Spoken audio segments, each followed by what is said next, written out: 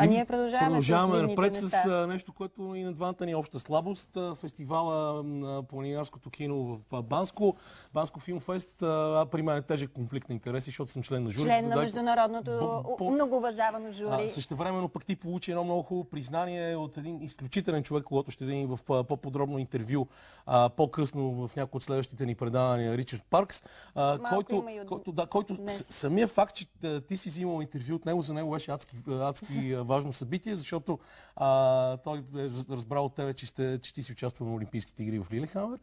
След това си прекратила кариерата поради контузия. Просто се оказа, че имате някаква близка съдба. И това беше и причината той толкова широко да го популяризира това в Twitter. Има го и на нашата страница на Спортна треска във Facebook, така че намерете, че тя нещо е в криза напоследък. И отиваме към репортажа на Цвети за Банско Филмфест. И тази година филмовият фестивал в Банско събра най-доброто от световното кино за планинарство и приключения.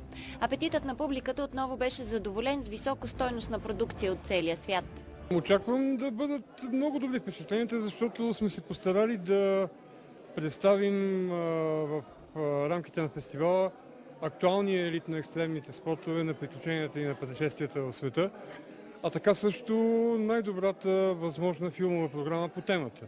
Бяха представени над 120 филма от 28 държави. От тях около 30 ленти бяха в конкурсната програма. По традиция най-много филми има от Италия и от Франция. В Европа най-забележимо е присъствието на Полша, но интересно е, че има страни, които са абсолютна екзотика за такъв фестивал на планинарския филм, като Панама, като Обединените арабски емирства, като Катар. Нашето удовлетворение е първо, че залите са не само пълни, а препълнени, с публика от всички поколения, най-вече с млади хора от цялата страна, докосват до световното кино, до световната култура, в частност планинарска култура. Голямата звезда на фестивала тази година беше Боян Петров. Първият и единствен за сега българин изкачил 3-8 хилядника в един сезон и първият, който успя да стъпи на считания за най-труден връх К2.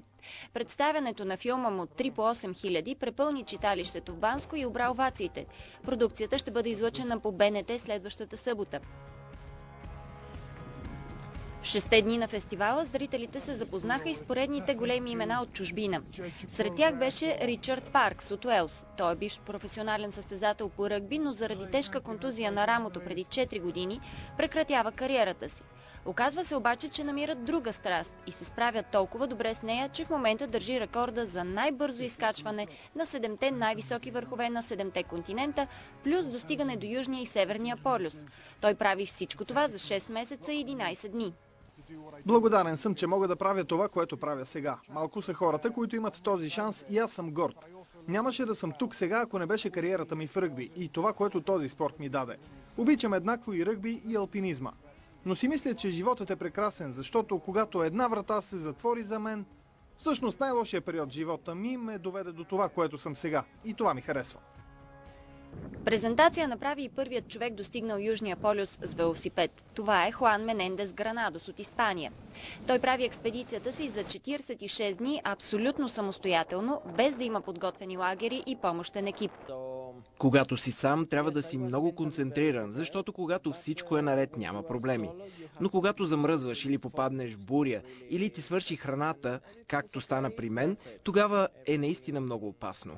Храната ми свърши 4 дни преди да достигна целта си и силите ми рязко спаднаха. Имах единствено шоколадови напитки и добавях растително масло, за да получа максимум калории. В същото време правех преходи от по 14-15 часа на ден. Беше много тежко. Едно от големите имена в българския алпинизъм, Дойчин Боянов, заедно с Йоана Матеева и Румен Радев, тази година изкачиха най-високия връх в Северна Америка – Денали. Техният филм разказва освен за чисто спортната страна на пътуването и за културата и хората в Аляска. Планината е великолепна. Изключително алпийски изразена, има от чисто скално, през ледено, до смесено катерене, височинно, всичко. Самият достъп е с ски, теглиш една шейна, невероятен чар има. Най-различни са историите, които се разказват и във филмите, които са част от конкурсната програма. Те бяха оценявани от 5-членно международно жури. Гледахме много филми, но най-важното за мен, а и не само за мен, а за журито, е човешките взаимоотношения и различните култури.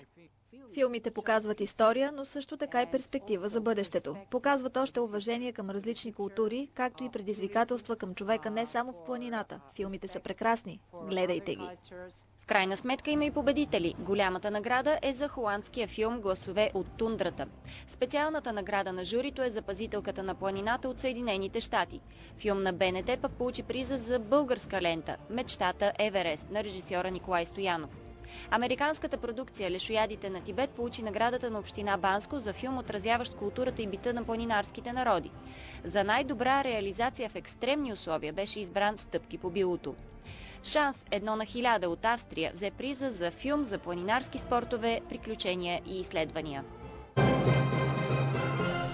Всъщност също едно от най-интересните неща по време на фестивала беше, че фестивала успя да събере голяма част от първата българска експедиция през 1984 година, когато успя да се качи на Еверест, и стана страхотен купон. Бяха си дошли хора от Америка, Киро Досков от Франция, Методи Савов се справи като истински тамада на сцената. Беше изключително вълнуващо събитие и това, което можем да кажем за нашите зрители, заслужава си да отидете на този фестивал и да видите нещата. До година ви чакаме в Банско, за да дойдете да видите какво става.